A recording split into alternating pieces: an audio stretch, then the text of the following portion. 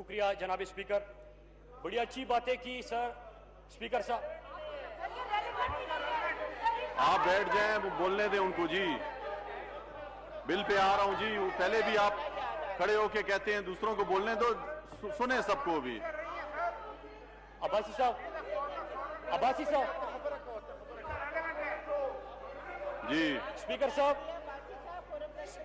उसका जवाब देंगे वो, उसके बाद मैं एजेंडे पे आ रहा हूं जी। मुराद सईद स्पीकर साहब, मैं गुजारिश करता हूं आप छोड़े, मैम छोड़े ना आप ठीक है, आप बात करने दे डॉक्टर साहब। जी मुराद सईद साहब। स्पीकर साहब, मैं बड़े अदब से अपोजिशन से भी गुजारिश करता हूं कि आपने जो पॉइंट्स उठाए हैं मैं बिल्कुल उसी का जवाब दूंगा अगर आप सुन ले कि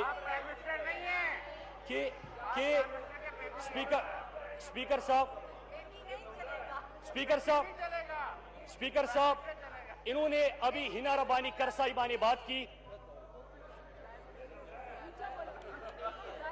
जी। मुराद सईद साहब जल्दी अपनी बात को खत्म करें आप, कि मैं एजेंडे पे आऊं। मैंने शुरू ही नहीं किया। नहीं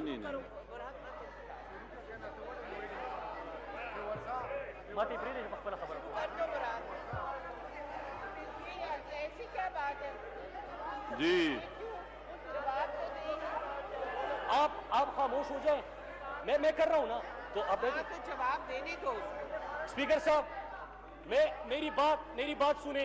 मैं एक बात, पहली बात इन्होंने की, इन्होंने बात तो सुने ना, मैं बात तो सुने।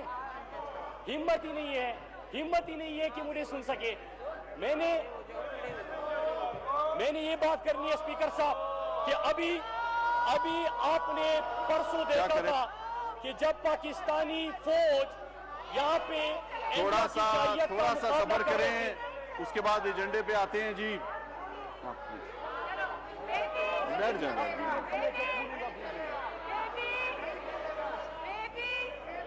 एजेंडे पे आ रहे हैं, आप बैठ जाएं।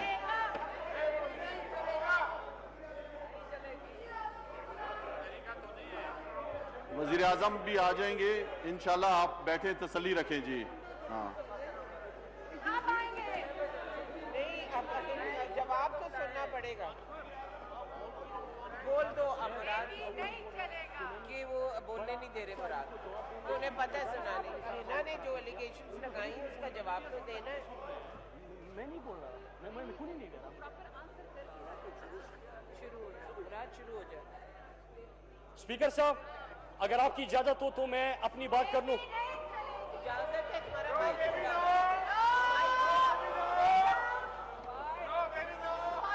इनको पता है कि मैंने क्या बोलना है। मैंने यहाँ पे मोदी को जो अपनी नवासी की शादियों पे बुलाया क्या करते थे, मैंने यहाँ उनकी बात करनी है।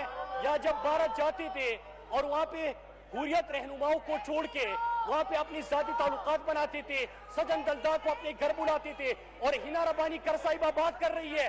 परसों जब मेरी पाक फौज सरहदों पे लड़ रही थी, भारतीय तैयारी गिरा रहे थे, वहाँ पे क्या हो रहा है? बिलावल उनका मुकदमा लड़ रहा है, बिलावल उनका मुकदमा लड़ने जा रहा है। इनको पता है कि मैंने क्या बात करनी है। स्पीकर साहब अगर 2 मिनट ये खामोशी से सुनेंगे तो मैं इनको बता दूंगा, आईना दिखा दूंगा।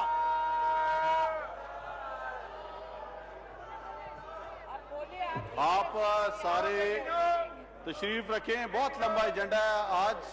तमाम लोग बड़ी मेहनत से उन्होंने बिल तैयार किए हुए हैं, हमारे मुअज़्ज़िज़ अरकान ने। आप बैठें।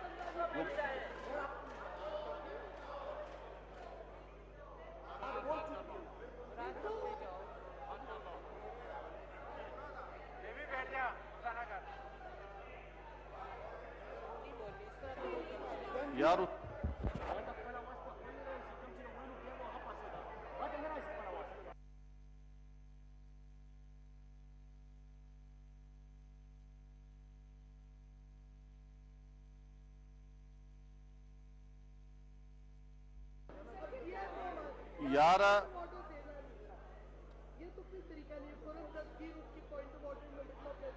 जी मुराद सईद जी शुक्रिया। आप जल्दी मुख्तसर करें कि मैं एजेंडे पे आऊं। आप बोले, आपका माइक कौन है? आप बोलते नहीं है, आप बोले ना। मैंने शुरू ही नहीं किया। तो आप बोले जी, आप मैंने से माइक कौन है? कैसे खत्म करूं? आप बोले माइक कौन है आपका?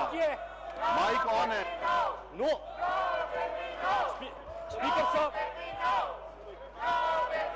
साहब, मैं तब तक नहीं बैठूंगा जब तक बोलने नहीं देंगे। जब तक बोलने नहीं देंगे मैं बैठूंगा नहीं।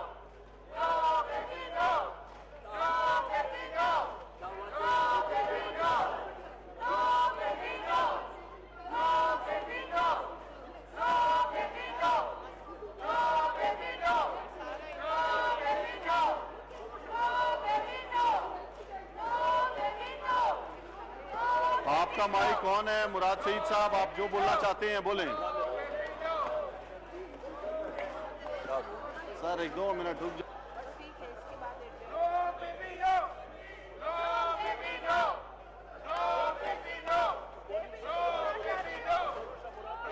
स्पीकर साहब, अगर आपकी इजाजत हो तो मैं शुरू करता हूं। अभी हिना रब्बानी कर साहिबा ने बात की और उसके साथ साथ खुरम दस्तगीर साहब ने।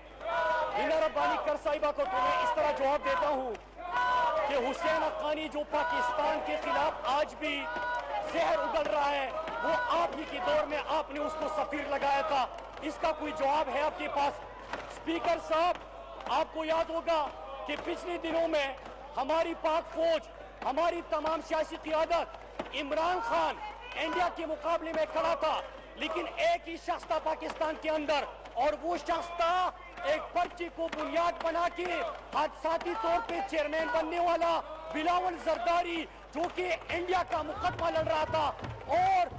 और जब पाकिस्तान वहां पे इंडिया की तैयारी गिरा रहा था, तो वो गली गली जाके एक ही बात कर रहा था कि पाकिस्तान ने दहशतगर्दों को छुपाना था, इसलिए उन्होंने यहाँ पे ये ड्रामे किए।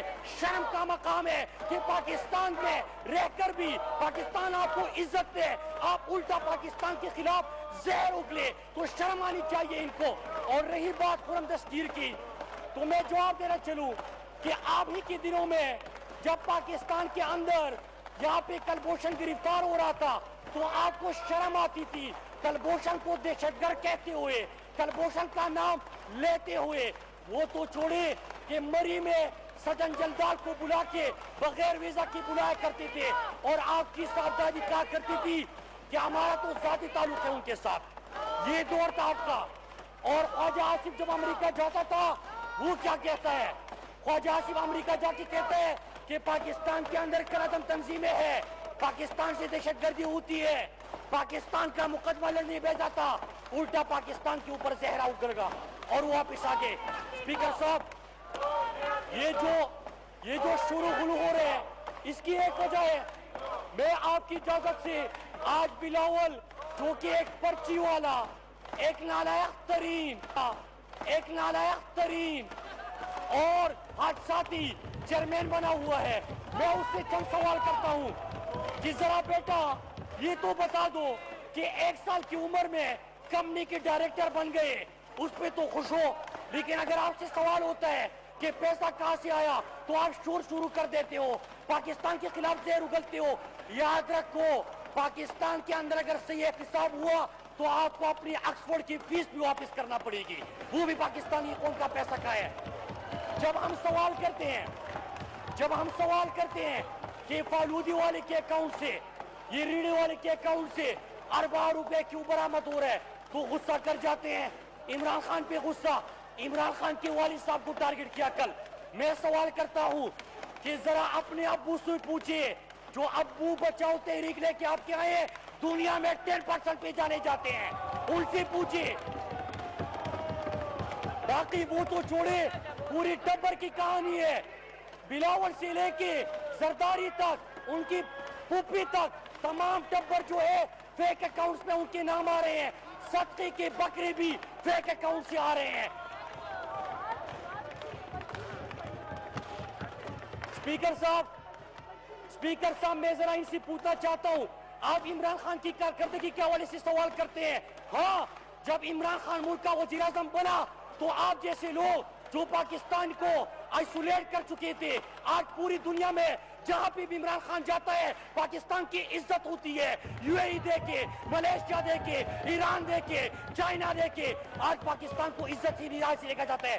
लेकिन मैं सवाल करता हूं, इमरान खान ने तो 8 महीने में जो मेरे गरीब लोग थे, जो सड़कों पे सोते थे, उनके ऊपर गाँव में लेके आए। लेकिन जरा आप बताओ कि आपकी रिपोर्ट कहती है कि आपके 2 साल में 1500 बच्चे तर में बिरक बिरक के मर गए। उसका जवाब दे।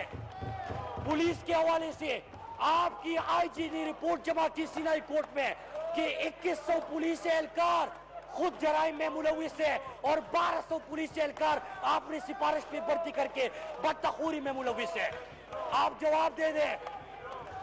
सेहत के हवाले से हमने सवाल किया था कि जब सबसे गुजारिश है कि अपनी अपनी बैठे।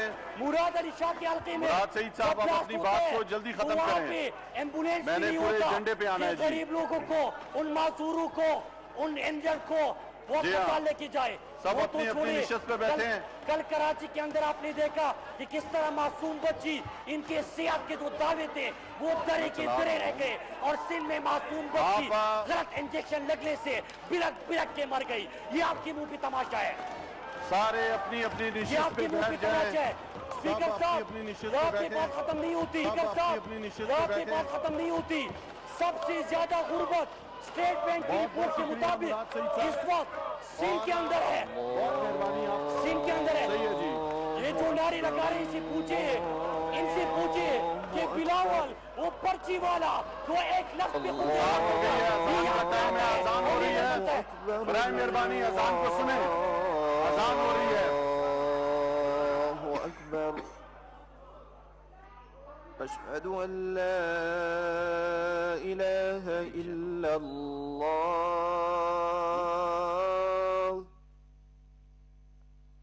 अशहदु अल्ला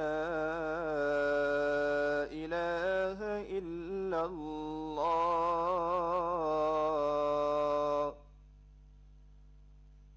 अशहदु अन्ना मुहम्मदर रसूलुल्लाह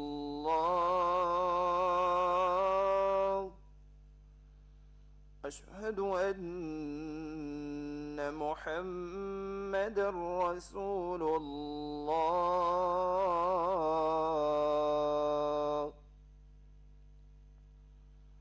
हय्या अला सलाह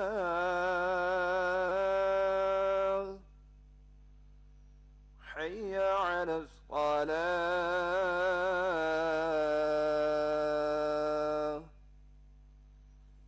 हय्या अलल फलाह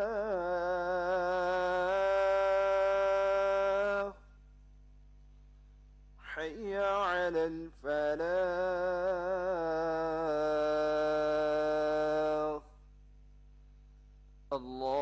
अल्लाहु अकबर अल्लाहु अकबर ला इलाहा इल्लल्लाह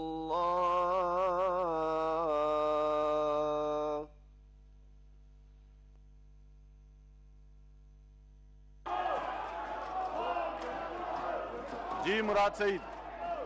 स्पीकर मैं भी साहब, दूंगा अभी। ये जो यहाँ पे नारे लगाते हैं, मैं इनसे पूछना चाहता हूँ, वो कोई शर्म होती है, कोई हया होती है? इतनी सारी जिंदगी गुजारी, मेहनत की, सारे यहाँ पे दरबारी बने हुए हैं। वो एक पर्ची वाला, वसीयत वाला आपका चेयरमैन बना हुआ है, जिसको एक लफ्ज भी बगैर पर्ची के ऊपर नहीं सकता, उसको आप लीडर कहते हो। और मैं इससे पूछना चाहता हूँ, अवाम की बात करते हैं, इसको अवाम का क्या पता? सारी जिंदगी गुजारी बाहर, एक ऑक्सफोर्ड की फीस भी मेरे और आपके टैक्स के पैसे से इसके अंदर जाता रहा। ये बात करते हैं, एक अपने घर के अंदर एक नवाला भी इनकी अपनी जाती मेहनत का नहीं है। सारा मेरे गरीब लोग, सिंध के लोग जो फेक अकाउंट आ रहे हैं, जरा उसको उठा ले। एक अकाउंट जो अरबा रुपए बरामद हो रहे हैं। सिंध में तालीम तबाह, पैसा बिलावल लेकर आया। सिंध में इलाज तबाह, पैसा बिलावल लेकर आया। सिंध में पुलिस तबाह, पैसा बिलावल और सरदारी लेकर आया।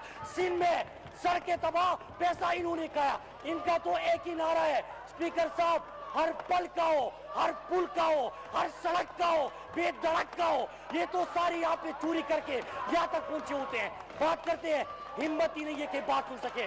स्पीकर साहब, हम इनकी बात सुनते हैं।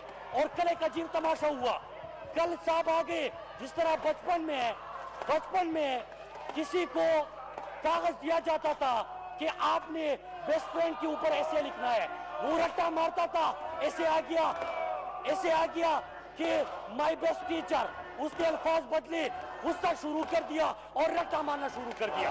ये तो इनका लेवल है।